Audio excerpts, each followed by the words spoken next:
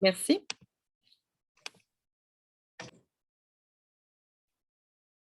Merci de voir dans les notes, Nidal aussi. Je vais vous parler là, en privé là, dans le Messenger du Zoom.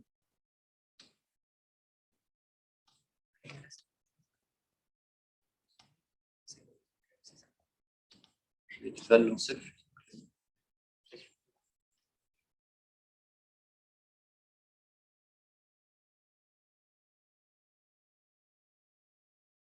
Bon, je vais lancer le Facebook Live. Okay.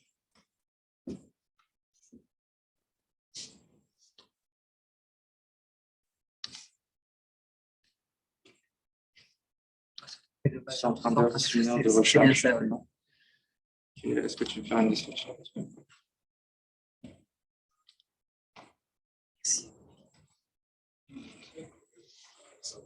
On est de 2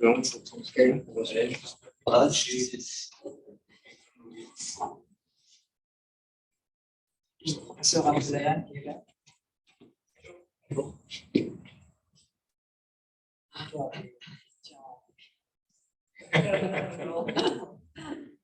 Je m'excuse par avance, je dois partir avant.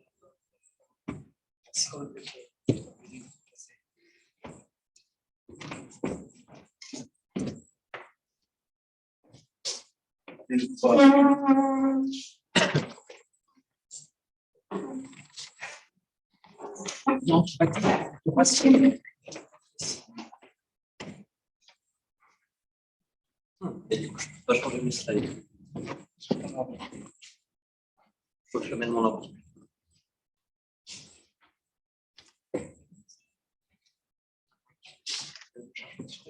Non, je pense que ça va le faire, en vrai. Ça.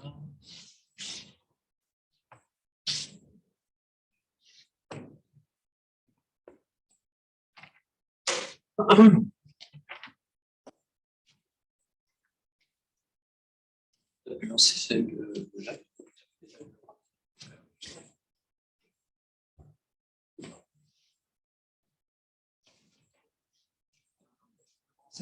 Chantal, est-ce que vous m'entendez? Oui, oui, bien sûr. Est-ce qu'on peut commencer?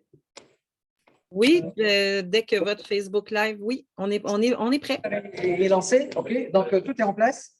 On va pouvoir commencer. On s'excuse du léger retard auprès de nos amis, des participants. Merci d'être ici. Merci à toutes les personnes qui sont en ligne.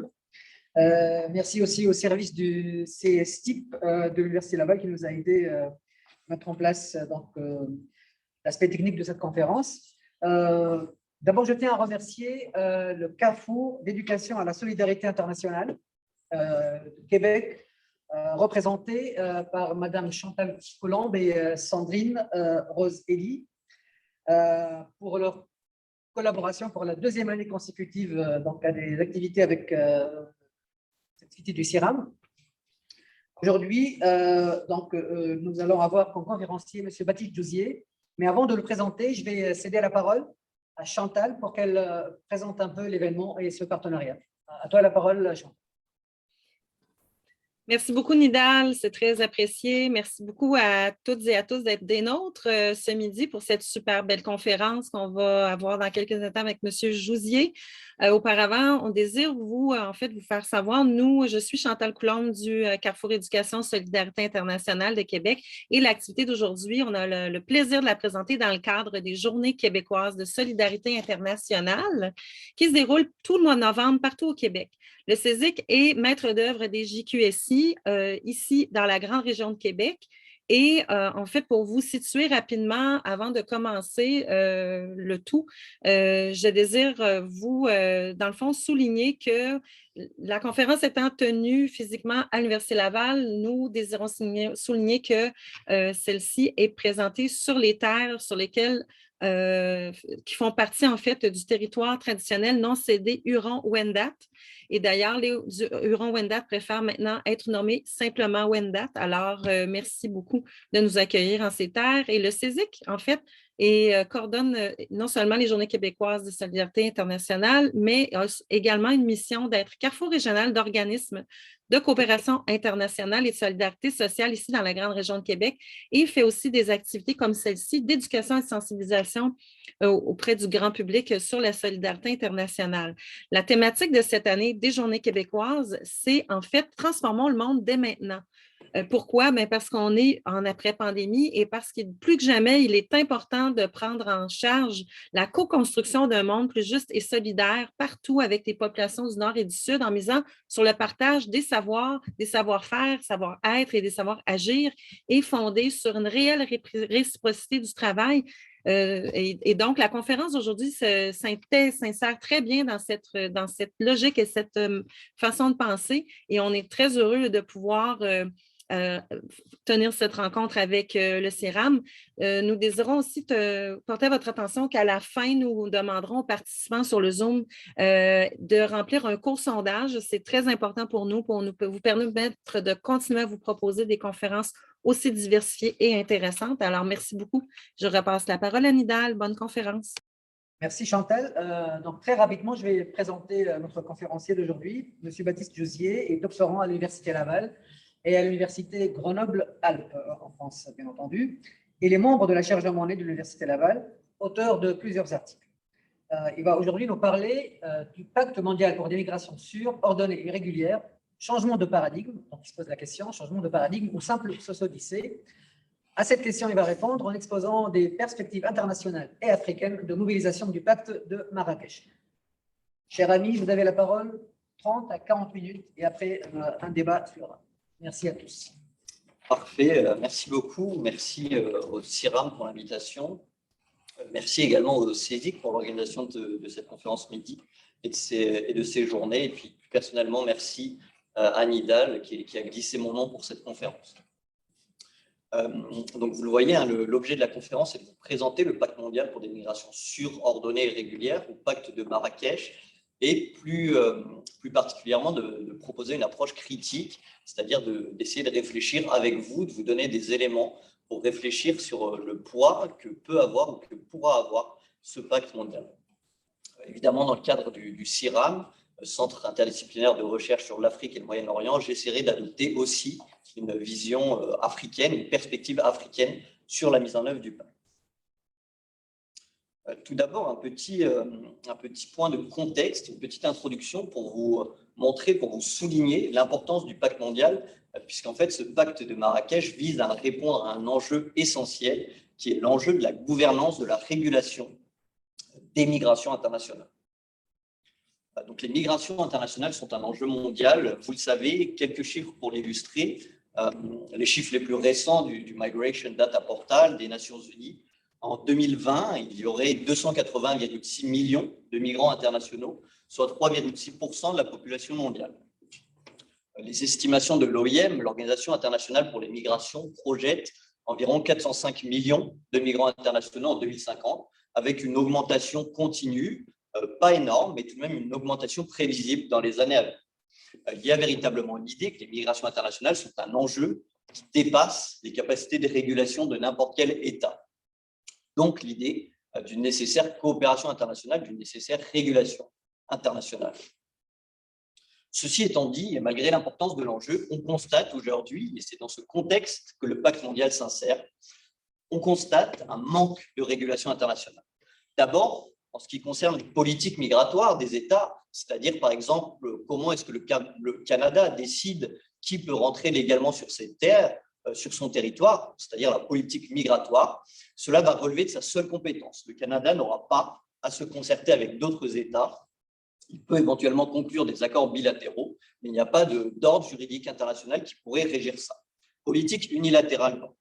D'un autre côté, on a un droit international public protecteur des migrants qui existe, mais qui malheureusement est seulement lié aujourd'hui à la présence sur le territoire, sauf quelques exceptions.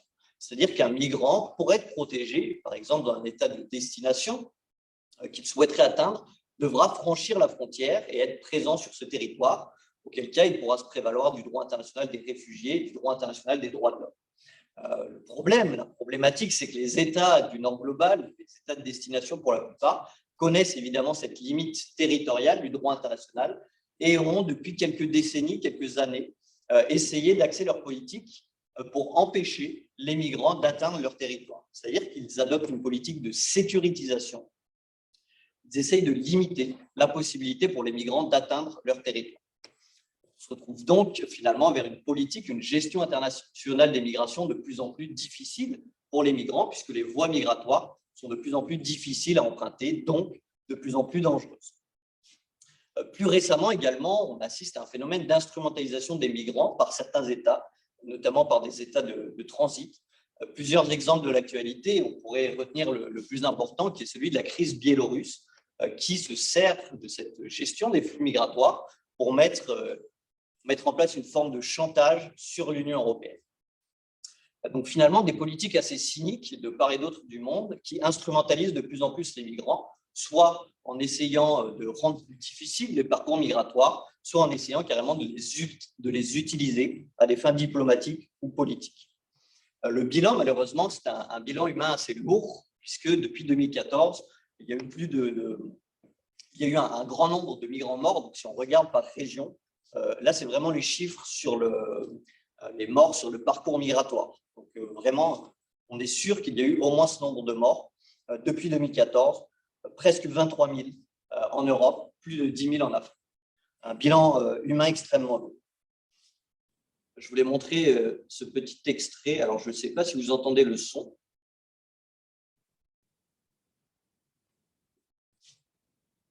Il n'y a pas de son pour l'instant.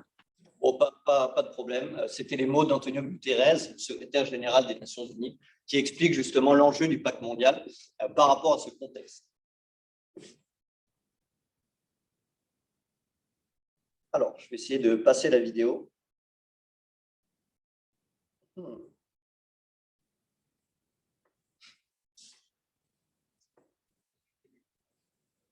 Ok. Alors, on arrive au cœur du sujet après cette petite introduction générale. Vous voyez le contexte, vous voyez l'importance du pacte de Marrakech, qui est vraiment l'idée de dépasser cette instrumentalisation des migrants, de dépasser l'approche uniquement nationale et d'essayer d'adopter une gouvernance mondiale des migrations, une coopération internationale en la matière. Cet instrument, c'est donc le pacte de Marrakech, le pacte pour des migrations sûres, ordonnées et régulières. Bon, j'avais proposé plusieurs vidéos, mais je pense que je n'aurai pas le temps de toutes vous les passer, je suis désolé. Donc, le pacte mondial, qu'est-ce que c'est d'un point de vue matériel? C'est un document qui a été adopté lors d'une conférence intergouvernementale à Marrakech les 10 et 11 décembre 2018 par une majorité des États du monde. C'est un document ensuite qui a été fait sien par l'Organisation des Nations Unies, et plus particulièrement par son Assemblée générale, le 19 décembre, donc, le pacte mondial pour des migrations sûres, ordonnées et régulières est devenu une résolution de l'Assemblée générale des Nations Unies. Résolution adoptée par 152 États. Un premier bilan très rapide, le pacte mondial est un instrument non juridiquement contraignant. Les juristes le savent, les résolutions de l'Assemblée générale ne sont pas contraignantes et le pacte le rappelle plusieurs fois dans son texte. C'est un instrument de soft law. Ceci étant dit, il a une grande importance.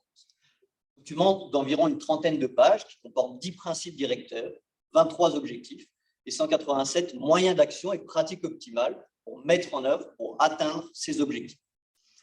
D'un point de vue très global, c'est une sorte de cadre de coopération, de feuille de route que se sont fixés les États pour une meilleure coopération internationale en matière migratoire. Il faut quand même préciser que c'est un instrument qui est tout à fait novateur.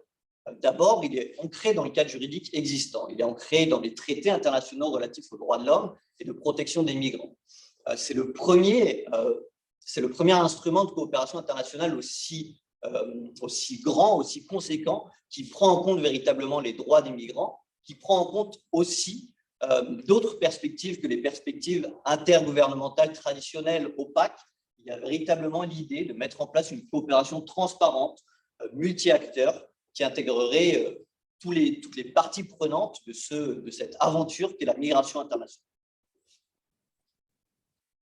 Donc là, quelques sources issues du site soit de l'OIM, soit de l'ONU. Donc évidemment, les 10 principes directeurs, je ne vais pas m'étendre dessus. On retrouve tous les principes classiques de la gouvernance mis en place par les Nations Unies dans de nombreux domaines. Les 23 objectifs, les voilà, ils sont très diversifiés. Le premier, par exemple, porte sur la collecte de données fiables sur les migrations pour mettre en place des politiques scientifiquement orientées. On peut avoir aussi l'objectif 5 sur la mise en place de plus de voies légales de migration, ou encore, par exemple, l'objectif 23 qui vise à mettre une plus grande coopération internationale en place en la matière. Vous le verrez, je reviendrai sur certains objectifs au fur et à mesure de la présentation. Également importance, le pacte mondial est accompagné par un renforcement du cadre coopératif en matière migratoire, notamment 3 instruments, donc un accord ONU-OIM, l'Organisation internationale pour les migrations prend la première place dans la hiérarchie des institutions compétentes en matière de migration et intègre le sillage des Nations Unies. Est mis en place également un réseau des Nations Unies consacré aux migrations, je le présenterai un peu plus tard, et un forum d'examen des migrations internationales. Le forum d'examen des migrations internationales, c'est le premier forum d'une telle ampleur qui se tient tous les 4 ans et qui vise à suivre la mise en œuvre du pacte. Vous le verrez, il a une grande importance parce qu'il entraîne en fait une succession de consultations régionales, de coopération entre les États sur la mise en œuvre du pacte mondial. Maintenant, après cette présentation un peu descriptive du contexte et du pacte, j'en arrive à la problématique du jour. Et je reprends ici le thème des Journées québécoises de la solidarité, dans les cadres duquel cette conférence s'insère. Ces Journées québécoises invitent à transformer le monde dès maintenant. J'aimerais donc poser la question, est-ce que le pacte mondial permettra de transformer le monde dès maintenant?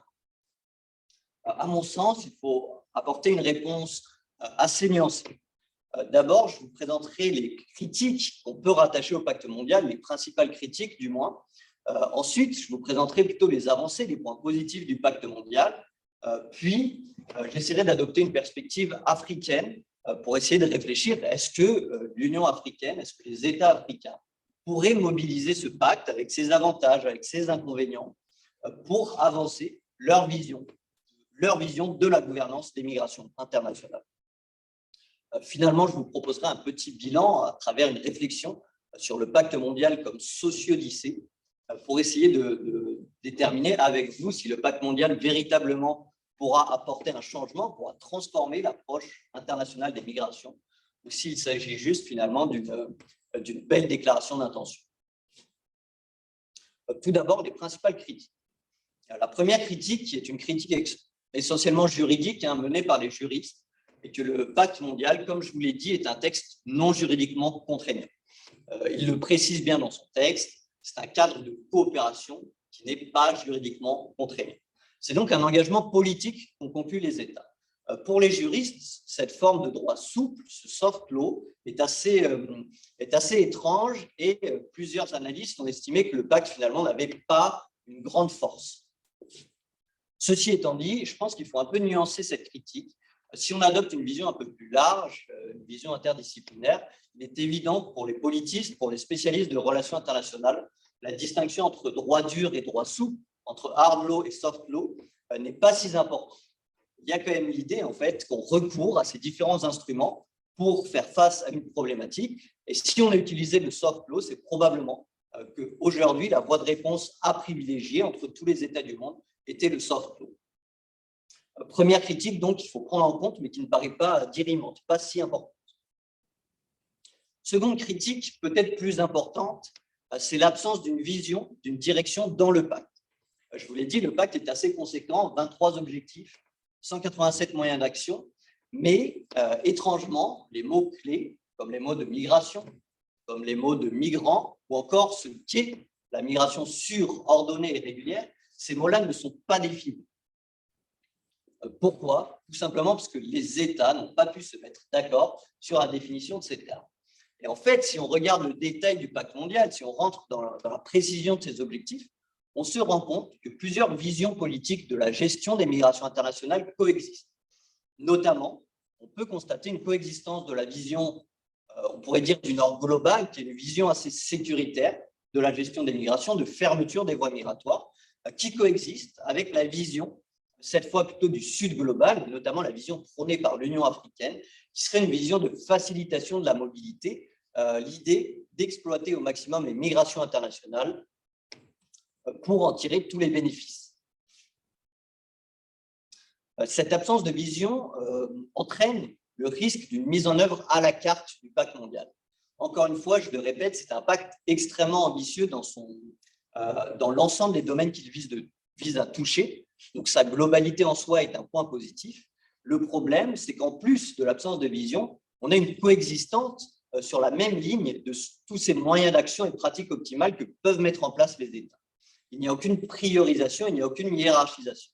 C'est-à-dire que le risque est que chaque État, finalement, décide de mettre en place son propre agenda politique, décide de prioriser tel ou tel élément à mettre en œuvre dans le pacte.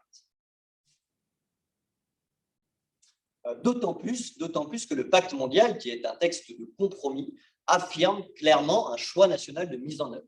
Si on regarde son paragraphe 41, que je suis allé tirer du pacte mondial, on constate bien que les États appliqueront le pacte dans leurs pays respectifs selon leur capacité et niveau de développement, mais également selon leurs politiques et priorités nationales. On se rend compte un peu de la problématique du pacte, c'est qu'il est très large, il est certes très ambitieux dans ses objectifs, mais il ne donne pas une direction claire dans laquelle tous les États devraient aller et il donne une grande marge de manœuvre. Il y a donc le risque finalement que chaque État utilise les éléments du pacte qu'il a réussi à insérer dans l'instrument pour avancer son propre agenda politique et finalement qu'on n'avance pas tellement plus loin qu'avant. La dernière critique qui est assez importante, notamment pour nous juristes, pour les juristes qui sont présents ici, c'est que le pacte mondial, bien qu'il soit de soft law, bien d'une certaine façon il soit aspirationnel, propose des standards parfois très imparfaits de protection des droits de la personne. L'exemple type qui a été largement repris est l'exemple de la rétention administrative. La rétention administrative, c'est quand on retient les migrants, par exemple, pour traiter leurs demandes. Donc, ce n'est donc pas une peine d'emprisonnement, c'est vraiment qu'on les retient d'une façon administrative. Il y a plusieurs règles qui ont été posées par les organes des traités des Nations Unies quant à cette rétention. La problématique, c'est que le pacte mondial, malgré son caractère de soft law, ne prend pas en compte ces standards en termes de rétention. J'ai pris ici quelques exemples. Par exemple, le pacte ne prévoit pas d'engagement à fixer une durée maximum de rétention administrative. Le pacte ne prévoit pas d'engagement à placer les migrants en dehors des facilités qui retiennent les criminels de droit commun. On le rappelle, les migrants ne sont pas condamnés, ils sont juste retenus pour des raisons administratives. Et encore, peut-être le plus déplorable, le pacte ne prévoit pas d'interdiction stricte de la rétention des enfants. C'est un texte de soft law, c'est-à-dire que ce n'est quand même pas juridiquement contraignant. Il ne prévoit pas l'interdiction de la rétention des enfants, alors même que cela est préconisé par le Comité des droits de l'enfant ou le Comité des Nations Unies sur les travailleurs migrants. Il y a tout de même un engagement des États à œuvrer, à mettre fin à. On voit ici que les termes sont bien en deçà des standards. Voilà pour les principales critiques. Maintenant, il ne faut pas non plus ne faire que critiquer d'une façon négative ce pacte, puisqu'il y a aussi de nombreux points positifs, et notamment de nombreuses avancées qui sont permises par le pacte. Gardons en tête ces critiques tout de même, mais pensons par exemple au fait que le pacte mondial, pour la première fois, internationalise l'objet migration internationale. En droit international public, traditionnellement, la question de la migration en tant que telle, comme phénomène global, appartient au domaine réservé des États, à leurs compétences nationales exclusives. Il revient à chaque État, je l'ai dit rapidement en introduction, de définir quelle politique migratoire il mettra en œuvre. Le pacte mondial, pour la première fois, même si c'est du soft law, même s'il n'est pas juridiquement contraignant, les États affirment que la question du droit de la migration internationale, relève du droit international public, relève nécessairement de la coopération internationale fondée sur le droit. C'est donc un premier pas qui est très important. Également, le pacte mondial vise à mettre en place les bases d'une véritable coopération internationale. On dépasse les conférences intergouvernementales entre États non ouverts à la société civile. Il y a vraiment l'idée de mettre en place une véritable gouvernance. La principale crainte des analystes sur le pacte mondial était qu'en fait, ce ne soit qu'une déclaration d'intention qui ne soit pas suivie d'effet. Cette idée qu'il n'y ait pas de mise en place concrète de tous les engagements du pacte. Aujourd'hui, on commence à avoir un peu de recul. Ça fait presque 3 ans que le pacte a été adopté et on peut constater tout de même que plusieurs éléments de cette coopération internationale ont été réalisés, ou en tout cas sont en passe d'être réalisés. Je ne vais pas présenter tous les instruments proposés par le pacte, puisqu'il y en a déjà qui ne sont pas encore très avancés. Je vais en sélectionner 2. Donc, le premier, bon, encore une fois, une vidéo que je n'aurai pas le temps de lire, excusez-moi. Si vous voulez, hein, le site du réseau des Nations Unies est très bien fait. Vous pouvez aller voir, il y a plein de vidéos explicatives qui sont assez bien faites. Ça résume bien l'idée. Donc, le premier point qui est très positif, c'est justement la mise en place de ce réseau des Nations Unies sur les migrations. Qu'est-ce que c'est en 2 mots, ce réseau des Nations Unies? C'est un réseau qui rassemble les principales organisations internationales compétentes en matière migratoire. Et très important par rapport à ce qui existait avant, c'est un réseau qui est hiérarchisé. C'est-à-dire qu'on a un coordinateur, un secrétariat qui est fourni par l'OIM, on a un comité exécutif, des groupes de travail. On a vraiment l'idée d'un réseau efficace, une coopération efficace au niveau international pour aider chaque État à mettre en œuvre le pacte mondial. Également, très important, un mécanisme de renforcement des capacités qui comprend notamment, et j'y reviendrai, un fonds d'amorçage pour des projets liés au pacte mondial. Alors, le premier exemple de mise en œuvre, c'est la préparation du forum d'examen des migrations internationales. Le FEMI, donc le premier forum, se tiendra en 2022, assez logiquement, 4 ans après l'adoption du pacte. Il a entraîné un grand nombre de coopérations régionales impliquant la société civile, impliquant les universitaires pour préparer ce forum. Et il y a vraiment l'idée que dans tous les continents du monde, on a commencé à préparer ce forum, on a commencé à préparer cette gouvernance mondiale des migrations. De nombreux États ont envoyé des directives, des sortes de notes conceptuelles dans lesquelles ils donnaient leur vision de la mise en œuvre du pacte et dans laquelle ils souscrivaient à des engagements politiques. Il y a eu des discussions entre les groupes régionaux. Donc, véritablement, à ce titre-là, c'est un succès. On a de nombreux documents, on a de nombreuses discussions qui sont amorcées sur la question. Et toutes ces discussions qui proviennent de nombreux continents seront rassemblées en 2022 et on essaiera de faire un bilan, éventuellement d'aller encore plus loin, d'être plus ambitieux dans la coopération internationale. L'autre élément important que j'aimerais vous présenter, c'est la création d'un fonds multipartenaire pour la migration. Là, on a l'idée d'un fonds piloté notamment par l'OIM, par le réseau des Nations Unies, un fonds qui visera à financer des projets qui visent à mettre en œuvre le pacte. Le fonds, d'après le premier rapport, est plutôt un succès. Il y a eu 90 propositions, donc des projets qu'on soumettait pour obtenir un financement. 33 ont été validés, ont été opérationnalisés, et pourront être mis en œuvre une fois que les financements seront récoltés. Et enfin, 6 programmes inauguraux sont déjà en cours de mise en œuvre, ils ont déjà obtenu les financements. Le point du financement est un peu une réussite en demi-teinte. On attendait 25 millions de dollars pour l'année 2020.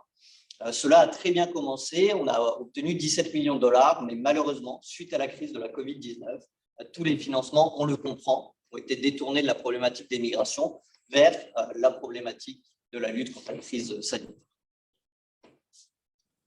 Bon, très rapidement, et encore une fois, on rejoint cette idée de transparence, d'information du public, de coopération. On peut voir ici les 6 programmes qui ont été retenus.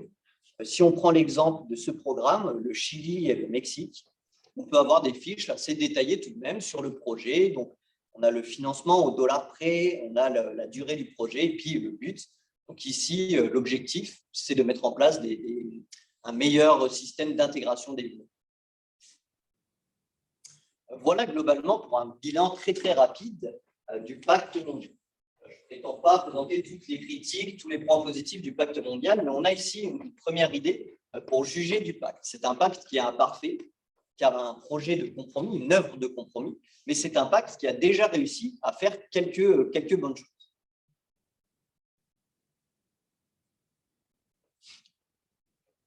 Maintenant, qu'en est-il des perspectives africaines de mobilisation du pacte mondial?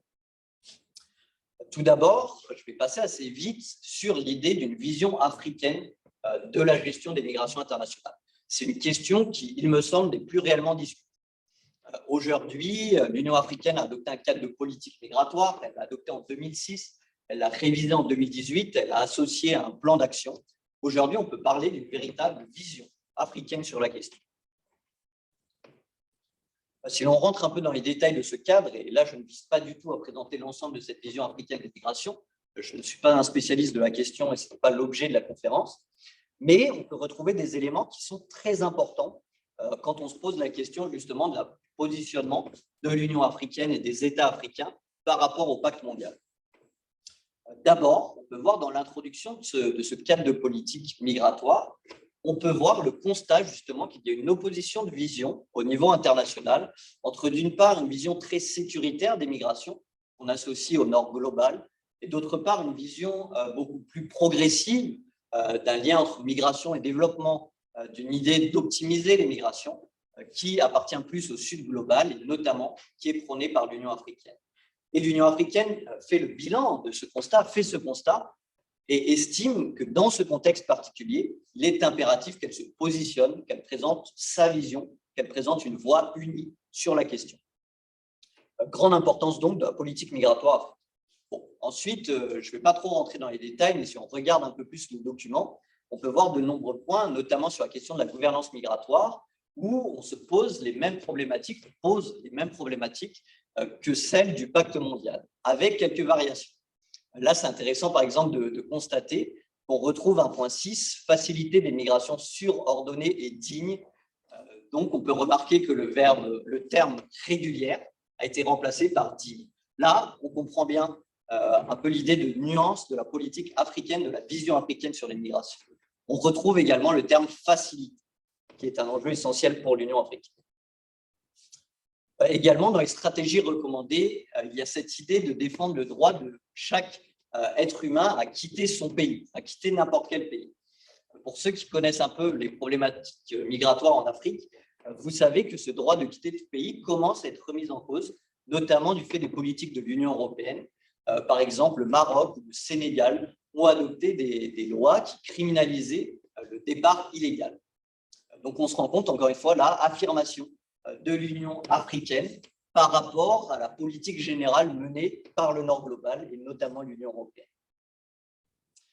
Également, et là on se rapproche encore plus du pacte mondial, l'Union africaine a adopté une position africaine commune sur la question.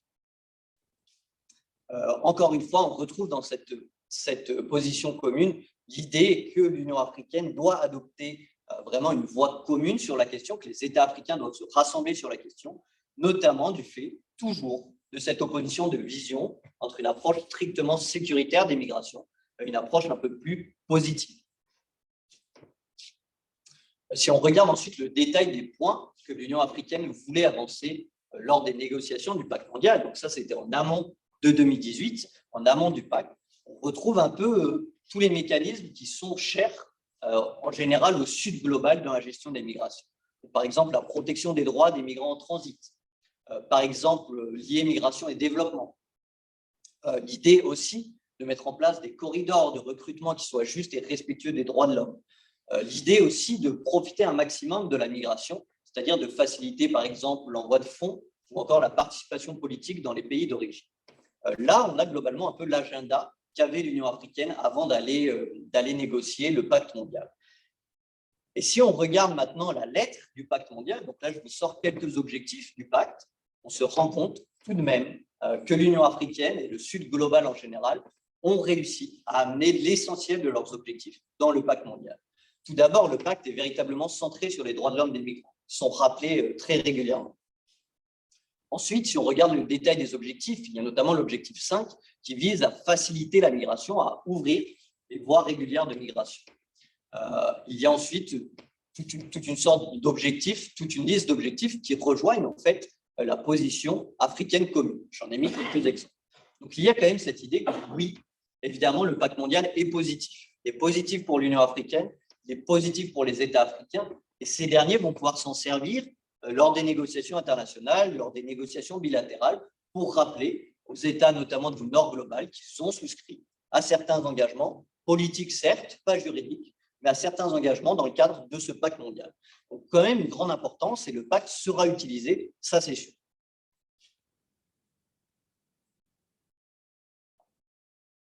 Ceci étant dit, encore une fois, tout n'est pas blanc ou noir, et il y a des critiques à amener. La première problématique, et là je l'avais déjà un peu mentionné, le pacte mondial ne propose pas une vision commune. Il y a un peu une coexistence d'agendas politiques divers.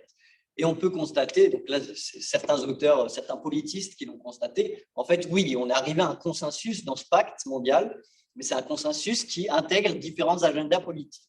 Et notamment, on peut se rendre compte, avec une lecture un peu précise du pacte, que la problématique, que la politique de sécurisation des frontières, c'est-à-dire de réduction des voies légales de migration, est présente également. Et notamment, si on rentre dans le détail des négociations, c'est-à-dire de l'évolution du texte du pacte mondial, on considère que l'Union européenne, avec sa force de frappe en matière de négociation, a réussi à ramener ces problématiques sécuritaires dans le texte. C'est-à-dire que d'un côté, oui, l'Union africaine pourra se servir du pacte mondial qui reprend tout son agenda politique ou presque. D'un autre côté, l'Union européenne, par exemple, pourra également utiliser cet objectif 11 sur la gestion des frontières de manière intégrée, sûre et coordonnée, qui ramène un peu plus son propre agenda politique, qui est celui de la sécurisation. Également, et alors là, c'est une vision un peu plus sur la mise en œuvre du pacte. Je vous ai présenté, c'était tout beau, ce fonds multipartenaire de 17 millions de dollars. Maintenant, si on compare ce fonds à celui, par exemple, de l'Union européenne, le fonds fiduciaire d'urgence pour l'Afrique, on se rend compte de la différence d'échelle qui peut exister entre ces deux fonds. Le FFU, c'est 4,8 milliards d'euros pour 2020, à comparer aux 17 millions. C'est 256 projets financés, à comparer aux 6 projets.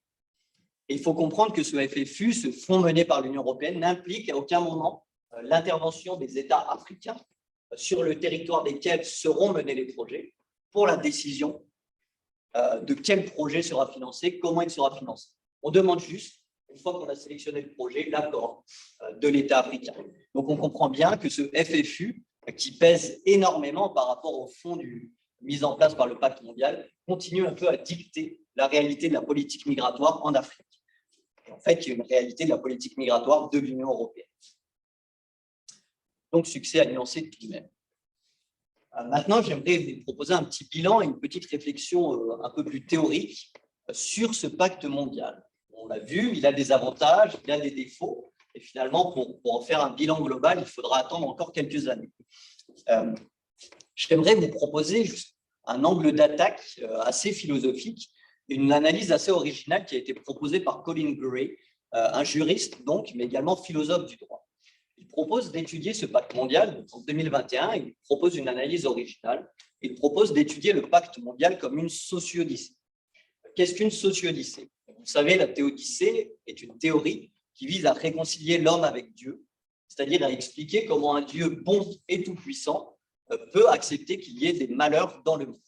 La socio-odyssée, c'est un peu la même chose, mais cette fois avec l'ordre social, avec l'ordre dominant. La socio-odyssée vise à réconcilier les hommes avec l'ordre juridique dominant. Pourquoi? Si on a un objectif de bonne gouvernance, il y a tant de morts en matière migratoire. La socio-odyssée viserait à expliquer pourquoi il y a tant de malheurs malgré les aspirations idylliques des dirigeants.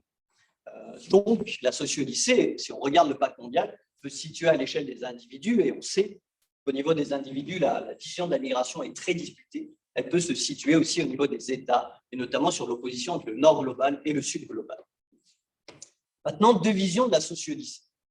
La première vision est une vision très négative. Si on prend les mots de Pierre Bourdieu, qui cite lui-même Max Weber disait que les dominants ont toujours besoin d'une théorie de leurs privilèges, ou mieux d'une socio-odyssée, c'est-à-dire d'une justification théorique du fait qu'ils sont privilégiés.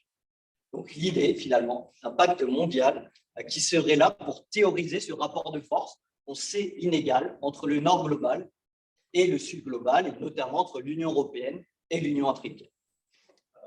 Donc c'est une des craintes de Colin Gray, qui estime, en ces mots en anglais, worse is the suspicion that the compact's idealism provides cover for a system of migration governance that will perpetuate relations of domination and oppression. Donc l'idée finalement d'un pacte qui est là pour passer la pommade, notamment aux États du Sud, mais qui finalement vise juste à maintenir les rapports de force tels qu'ils existent.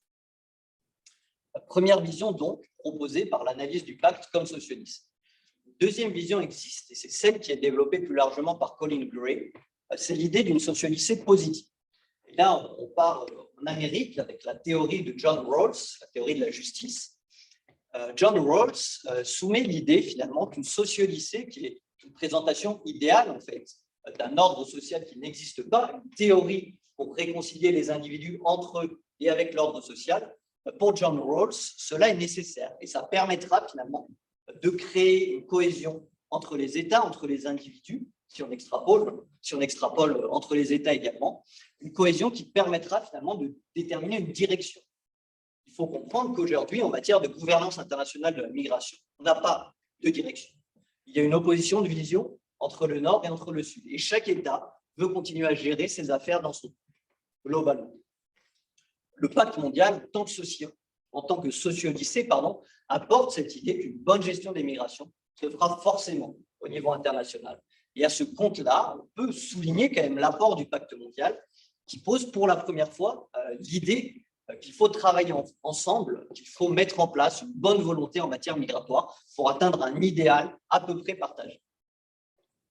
Finalement, l'analyse du pacte sous l'angle de la socio-odyssée nous permet de nouveau une approche nuancée. D'une part, le risque du pacte mondial est que cet instrument dépourvu de force juridiquement contraignante ne soit en fait qu'une pommade appliquée sur les aspirations des pays du Sud global, notamment de l'Union africaine. D'un autre côté, il y a aussi l'espoir que le pacte mondial permette finalement d'aller plus loin en permettant une vision globale auquel tous les États, ou en tout cas une majorité d'États, ont souscrit. Ma conclusion, donc, et on pourra en discuter, c'est que le pacte mondial n'est pas un changement de paradigme en soi. En revanche, il pourrait être considéré comme une invitation à un changement de paradigme.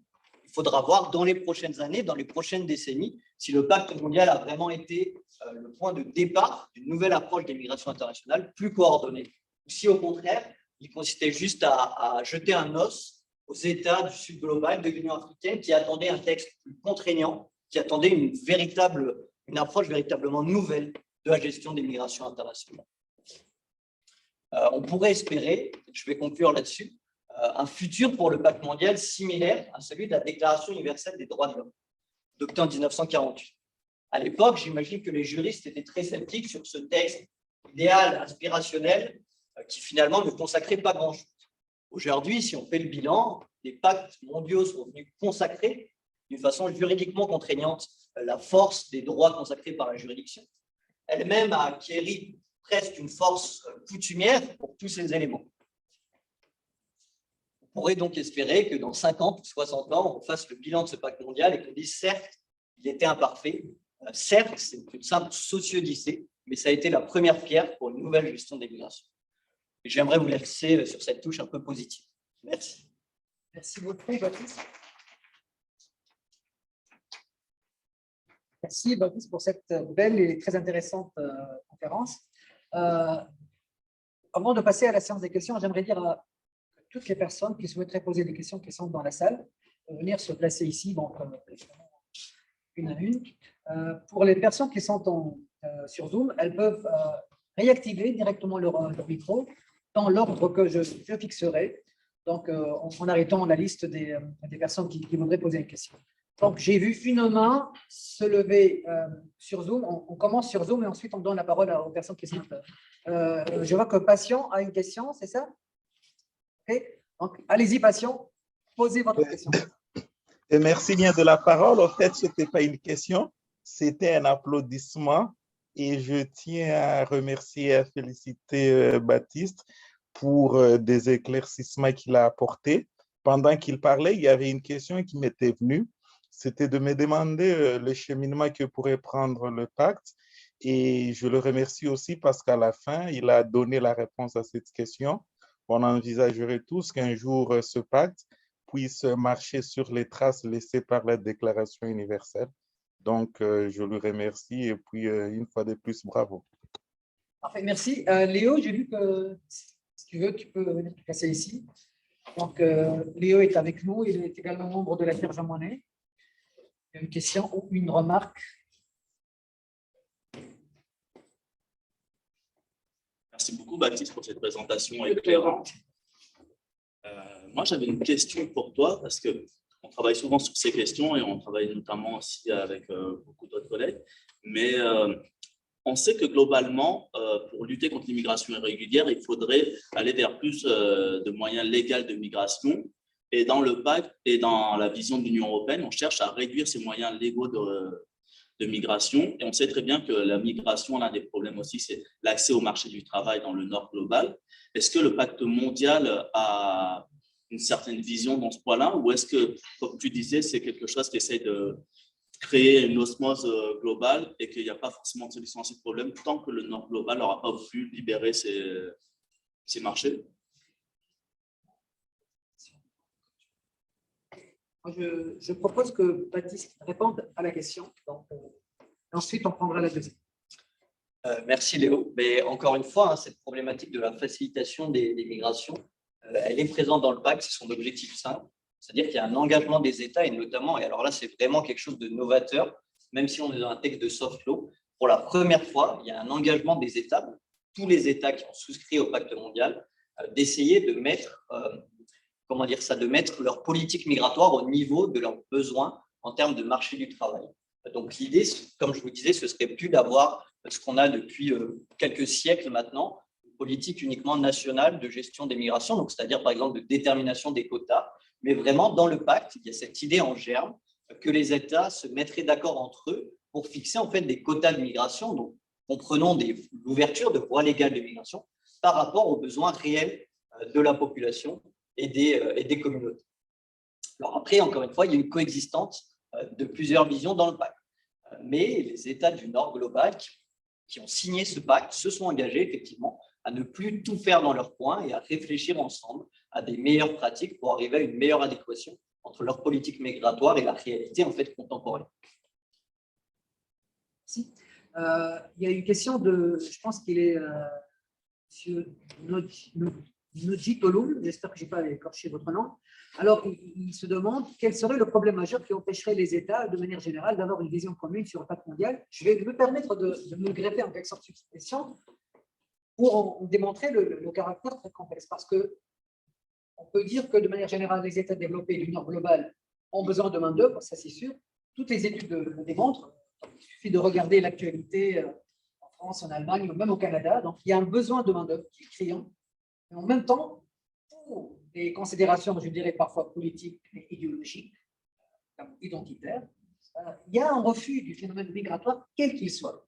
Donc, à cette question-là, de M. Mojitolo, je dirais, c'est quoi le vrai problème? Est-ce que vraiment le manque de rationalité de la part de certains États d'adopter une approche rationnelle, donc qui obéit à la vision économique pure, et de se laisser donc convaincre plus par des considérations idéologiques, ou vraiment, est-ce que ce besoin économique-là est exagéré?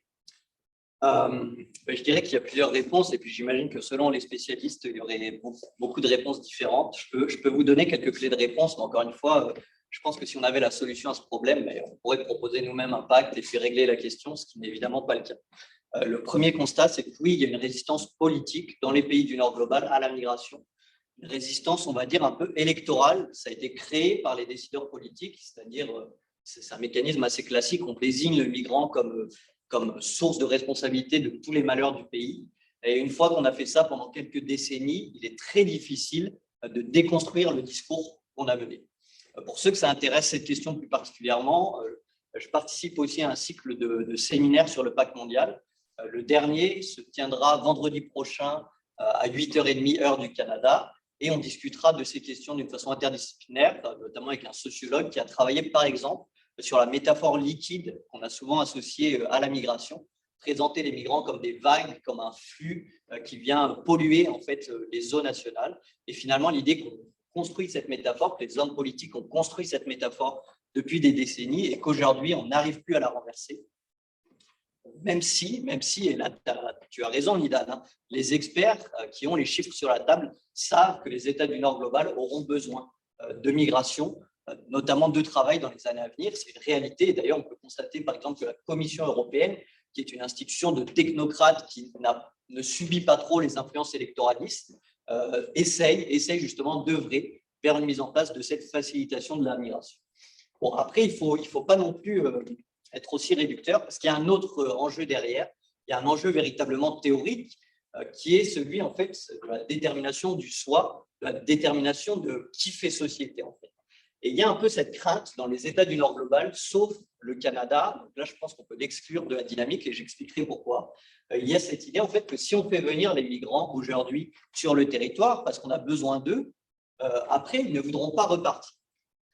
Pourquoi? Notamment parce qu'ils peuvent, par exemple, demander le statut de réfugié. Et on sait qu'il y a beaucoup de personnes dans le monde qui, probablement, s'ils atteignaient le territoire de l'Union européenne, obtiendraient le statut de réfugié selon la Convention de Genève.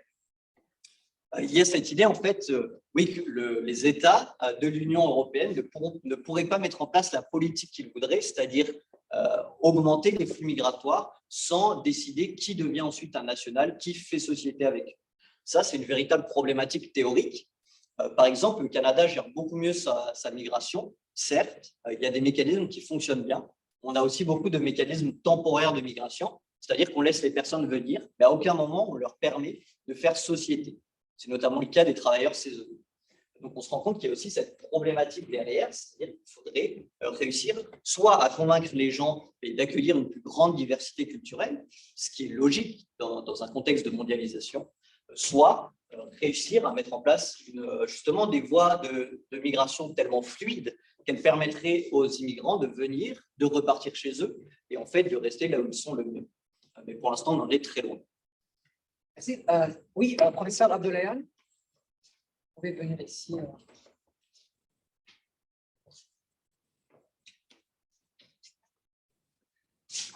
Parfait. Merci beaucoup pour la belle présentation. Puis, moi, je vais commencer là, par essayer de répondre à la question de départ. Est-ce qu'on change le monde maintenant avec ce pacte?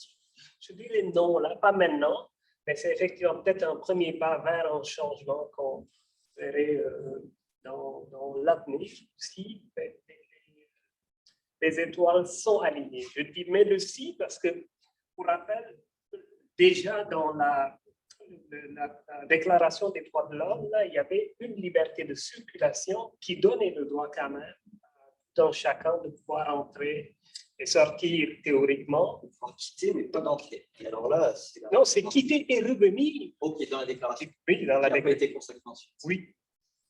Et donc, ça fait combien d'années? Quelques dizaines d'années qu'on a cette déclaration. Et de mon point de vue, mais c'est lié aussi à des aspects économiques, il y a eu un recul par rapport à cette belle ambition, à ce désir, ce grand désir.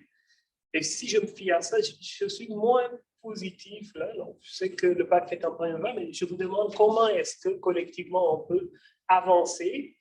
Et l'OIM qu'on a cité ici, il est là dans le décor depuis les années 50. Il a été créé pour la réinstallation après-guerre. Et c'est seulement il y a quelques années, 4-5 années, qu'il a rejoint les Nations Unies. Ça montre quand même une progression relativement lente et laborieuse sur ces questions de migration. Mais il ne faut pas perdre espoir. Et ma question, c'est justement par rapport à toute cette analyse historique, la socio-historique, est-ce que vous avez l'impression qu'on progresse quand même? Alors, merci beaucoup, professeur, pour rebondir pour votre question.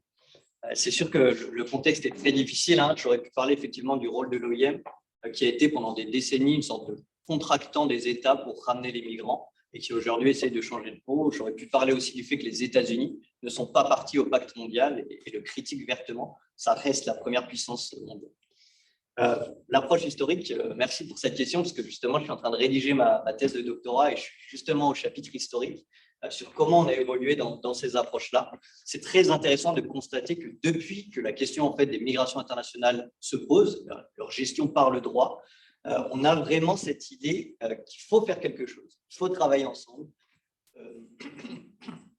Pardon, on regarde les travaux de l'Institut du droit international au 19e siècle. À la fin du 19e siècle, il y a déjà cette idée, il faut qu'on adopte un pacte mondial où tous les États régiraient ensemble la migration pour que ça se passe bien. On a des accords bilatéraux, encore une fois, à la fin du 19e siècle, début 20e, qui sont extrêmement ambitieux. On va aller jusqu'à réglementer le voyage des migrants pour que tout se passe dans de bonnes conditions. Donc vraiment, on va assez loin. Mais déjà, il y a cette idée qu'il faut faire ça d'une façon intergouvernementale, qu'il faut faire ça d'une façon cachée, parce que l'électorat ne comprendrait pas l'idée d'une circulation libre des États. Donc, première nuance, oui, finalement, on va plus loin puisqu'on n'a jamais eu un texte de cette ampleur, mais c'est aussi parce qu'on est dans un contexte de mondialisation. L'idée d'une régulation, elle est ancienne, et honnêtement, ça n'avance pas si vite que ça. On a eu un recul après la Seconde Guerre mondiale, et puis c'est revenu.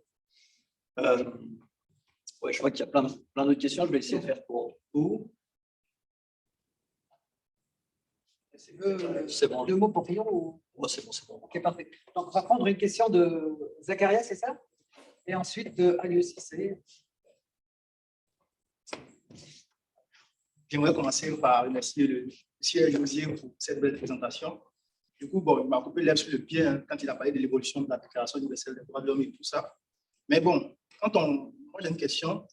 Quand on voit le contexte de mondialisation qui a commencé depuis le XXe siècle et qui présageait véritablement de ce qu'on qualifiait de citoyens du monde, de cette liberté de se promener, d'aller partout et voilà, comme on le voulait. Est-ce que, je pense, bon, après peut-être ma question est naïve, ma question est un peu bizarre, mais est-ce que le 11 septembre 2001 n'a pas marqué un point de bascule, n'a pas créé une cassure dans cette perspective-là? C'est-à-dire, moi je viens en Europe, je ne suis pas citoyen européen, mais je vois qu'il y a une perspective, c'est une catégorisation des migrants qu'on veut. C'est-à-dire, pour un certain nombre de pays, on veut des migrants blancs, catholiques ou chrétiens, mais des migrants qui viennent des pays africains, qui viennent de l'Orient, on n'en veut pas. Quand on voit la théorie du grand remplacement tel qu'il est défendu par Éric Zemmour, on voit qu'il y a une catégorisation. C'est-à-dire, on veut des migrants, mais on ne veut pas d'une catégorie de migrants. Donc, est-ce qu'il n'y a pas eu un point de bascule à travers les événements du 11 septembre et est-ce que ça n'a pas biaiser un peu la perspective? Merci. Merci Zacharia. Mais effectivement, et je ne sais pas si le professeur de est là, mais on en parle souvent dans nos cours, parfois nos conférences. Si on prend l'histoire vraiment moderne, justement, de l'approche de la gestion des migrations internationales, on constate qu'il y a plusieurs points de basculement.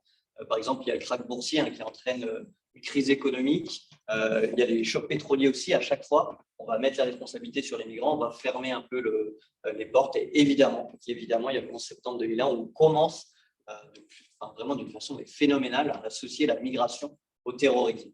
D'un point de vue factuel, la plupart des terroristes ne sont pas des migrants. Ce n'est pas une réalité. La réalité qui existe, c'est qu'aujourd'hui, les voies de migration ne sont plus gérées par les États. Pourquoi? Parce que les États vont essayer de les réduire au maximum.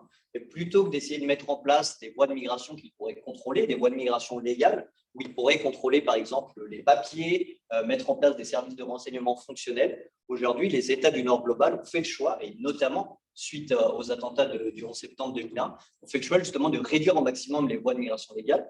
Les migrants, la migration, il y en aura toujours. Les migrants décident d'adopter des voies de migration illégales qui sont gérées par des passeurs, qui peuvent être gérés par des groupes terroristes, qui peuvent être gérés par toutes sortes de personnes et sur lesquels les États ont très peu de prise. Donc la réalité, ça va être par exemple que les terroristes vont utiliser les voies de migration illégales pour rentrer sur les territoires. Ça, c'est une réalité.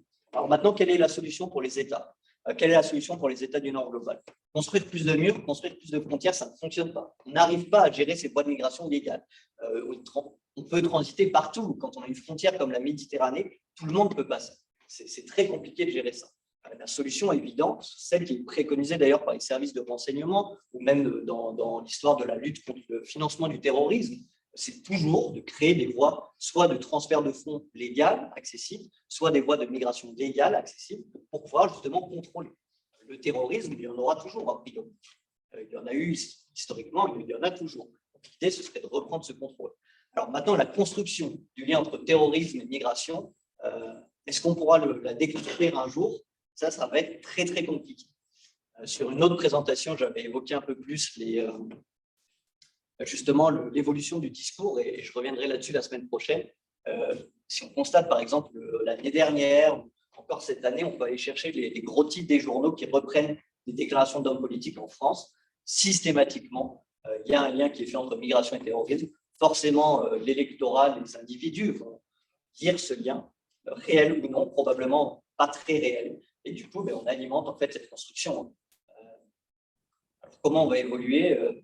C'est une bonne question. Est-ce qu'il y a une volonté politique d'évoluer là-dessus? À court terme, a priori, non. Monsieur Cissé, si vous voulez une question. Après, j'aurais moi-même une dernière question sur la notion même de socialisme. Alors, je vais essayer d'être bref. Merci, M. Baptiste, pour votre présentation. Et moi, après avoir écouté vos différentes analyses que vous avez apportées à la question migratoire, généralement, je me suis posé une question. Est-ce que le pacte s'intéresse à la problématique de fuite des cerveaux? Et si oui, de fuite des cerveaux dans les États du Sud global, bien sûr. Si oui, quelle solution le pacte apporte à cette problématique-là? Merci. Merci, Manadou. Donc, effectivement, il y a vraiment, comme je vous le disais, hein, tout l'agenda politique presque de l'Union africaine est présent dans le pacte mondial. Et cette question de la fuite des cerveaux, du brain drain, est présente également. Et là, on est dans tous les objectifs. Je pense que j'en avais mentionné un sur le slide, mais je n'ai pas eu le temps de l'évoquer. Sur les objectifs d'essayer de profiter au maximum en fait, de la migration. Il y a vraiment cette idée pour les États du Sud de permettre, par exemple, à leurs migrants très qualifiés qui ont pu aller ailleurs, de profiter de l'expertise. Ça, ce n'est pas un problème, mais ensuite de revenir. Et la difficulté aujourd'hui, ça va être la difficulté pour le migrant de revenir et de faire fructifier. Donc, il y a cette idée, hein, véritablement, dans la gestion des migrations. Aujourd'hui, on est dans une forme de concurrence entre États. Et l'idée, c'est d'avoir quelque chose de win-win-win. Donc, on gagne. Ça, c'est vraiment le terme de marketing des Nations Unies. Hein, mais il y a l'idée que ce soit gagnant pour l'État de destination, pour le migrant lui-même et pour l'État d'origine. Donc, vraiment, hein, l'idée, ce serait on circule librement, on peut revenir ensuite, profiter. Du coup, on fait circuler les compétences. En fait. Encore une fois, c'est présent dans le pacte, hein, il y a vraiment très peu de domaines que le pacte mondial laisse de côté. Ça a été bien réfléchi, ça a été négocié avec les États, avec la société civile, avec les universitaires pendant 2 ans. Il y a eu plein de réunions, il y a eu plein de drafts différents, plein de versions différentes. Donc, le pacte est quand même assez bon dans ses ambitions. Merci. Juste sur un ensemble de choses fixées, parce qu'on a fini sur une note, je pense, sur la sorte de ressemblance entre le sort de la Déclaration universelle des droits de l'homme, qui est donc devenue qui a acquis valeur coutumière, et le pacte. Comme toi, j'étais vraiment convaincu que le DUDH de 48 a acquis valeur coutumière. Et Georges Abissable a écrit dans son cours à La Haye, c'est vraiment grande partie de la doctrine européenne considère, et même du Sud, considère que la DUDH a désormais valeur coutumière. Mais j'ai été surpris dernièrement de voir qu'une grande partie de la doctrine américaine internationaliste conteste ce caractère coutumier de la DUDH et le met clairement en cause. Et je me dis, si on fait la même chose, si cette doctrine-là arrive à faire la même chose avec le pacte, si cette doctrine, qu'elle soit américaine ou européenne, donc, qui conteste le caractère obligatoire de la DUDH, fait la même chose dans 50 ans, comme tu dis là, quand on commencera à dire que ce pacte-là a acquis valeur coutumière. À mon avis, je pense que le pacte est dans une position moins avantageuse que la DUDH pour acquérir une valeur coutumière. Si c'est déjà compliqué pour les DUDH, ce sera encore plus compliqué pour le pacte. Déjà parce que les intentions même des États n'étaient pas d'en faire un instrument obligatoire. Et c'est pour ça que moi, je partage la thèse de la sociodicée telle qu'elle a été donc, présentée par toi. Je pense qu'il s'agit, quand tu l'as dit, de passer la période des États, c'est une sorte de calmant, du moment que c'est un instrument non obligatoire et que peut-être dans l'esprit des États et des gouvernements de certains États du Nord global, il ne deviendra jamais obligatoire. Donc, on pourra, donc, en quelque sorte, consacrer le plus, c'est ça, de donner le plus de droits de concession aux États du Sud, sachant que jamais cela ne deviendra obligatoire. Et même s'il acquiert valeur obligatoire, on sait très bien que beaucoup de gouvernements européens n'ont aucun mal à revenir sur des engagements internationaux. Mais regarde la politique européenne commune. Tous les États, presque tous, ne respectent pas des engagements juridiques obligatoires. Qu'est-ce que tu pourrais en penser, cher Baptiste? Ma première réponse, ce serait de ce que je disais, contraignant, non juridiquement contraignant. Véritablement, c'est une approche très juridico-juridique. Si on se place du point de vue des relations internationales, il n'y a pas une telle différence entre un texte juridiquement contraignant et non juridiquement contraignant. C'est-à-dire qu'il y a d'autres utilités. Il y a des degrés de précision, des degrés d'obligatoriété, puis on se sert des différents instruments en fait, dans le jeu de l'ordre juridique international. Il y a l'idée en fait que définir est-ce que c'est contraignant ou non, est-ce que c'est devenu une coutume ou non, ça va aussi faire l'objet de cet affrontement des visions. Comme c'est le cas actuellement pour les droits de l'homme, ça va faire l'objet d'un débat, d'une controverse entre juristes, très probablement sur certains éléments du fait. Ça, c'est une réalité. Pour moi, le vrai manque qu'il y a dans le pacte mondial par rapport à la DUDH, c'est comme je le disais, il y a une absence de vision. Et comme tu le disais, Nidal, il y a cette idée, au moins la DUDH, c'est clair. On allait dans une direction, on avait des normes assez synthétiques, assez claires. Le pacte mondial n'a pas ça. Probablement qu'en tant que tel, il ne se réalisera jamais en tant que juridiquement contraignant.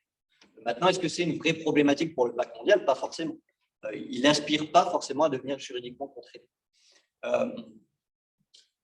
Les personnes qui ont un peu lancé l'idée de ce pacte évoquaient notamment l'idée, c'est une première pierre et ensuite, on pourra adopter un autre instrument juridique qui, lui, sera juridiquement contraignant. L'enjeu, finalement, ce n'est pas est-ce que le pacte mondial sera juridiquement contraignant ou non. L'enjeu, c'est est-ce qu'il démontre une volonté de s'engager dans la voie d'une progression en matière de gestion internationale de la migration. Et là, encore une fois, ma réponse est nuancée parce que il y a des bons mots, c'est probablement une socio-odyssée, un engagement à faire mieux, mais encore une fois, tous les États ne sont pas vraiment engagés. Merci. Donc, il n'y a plus de questions à ce que je vois dans la salle. Il n'y a plus non plus de questions sur Zoom. Dans ce cas, je donnerai la parole à Chantal. Le mot de la fin à Chantal. Je ne sais pas si elle est… Oui, Chantal, si vous avez quelque chose à ajouter, ensuite… En fait, ce que j'ai ajouté, c'est merci beaucoup pour cette très belle présentation, M. Jouzier. Pour le CISIC, c'est toujours très précieux d'avoir des collaborateurs chercheurs qui font partie d'entités comme le CIRAM et ça nous fera plaisir aussi de vous inviter prochainement à notre émission de radio qui est présentée de façon hebdomadaire à la station CKIA FM 88,3 les lundis de 17h à 18h pour l'intérêt des usagers. Peut-être que ça peut vous intéresser. L'émission parle de politique internationale et de coopération internationale. Et comme mot de la fin, étant donné que, comme vous le savez, on a la chance d'offrir des conférences de qualité comme ça de façon gratuite et pour le personnel et pour la communauté étudiante, mais un peu pour tout le monde aussi. On vous demanderait, surtout les gens sur le Zoom, votre précieuse collaboration pour remplir le très court sondage dont je vais vous transmettre le lien dans le chat à l'instant. Et encore une fois, merci beaucoup pour cette conférence très enrichissante au niveau de la compréhension du pacte de Marrakech, M. Jouzier. Et merci encore à M. Mekié également et à l'équipe du CIRAM. Et à très bientôt. N'oubliez pas de suivre les Journées québécoises jusqu'à la fin novembre, jqsi.qc.ca/Québec. Merci. Merci Chantal. Merci notre conférencier Baptiste pour cette excellente conférence. Merci à tout le monde, tous ceux qui nous ont suivis, qui soient au Canada ou ailleurs. Et à très bientôt, j'espère. Au revoir.